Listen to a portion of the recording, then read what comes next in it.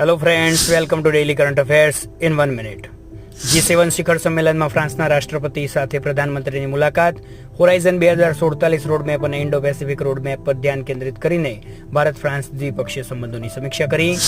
ડીઆરડીઓએ AI શક્તિનું અનાવરણ કર્યું. એક મહિલા ઉદ્યોગ સાહસિક ડોક્ટર શિવાની વર્માના startup engineers research solution private limited dare to dream innovation contest 2.0 જીતી લીધી અને તેમણે AI ટૂલ દિવ્ય દ્રષ્ટિ વિકસાવી છે.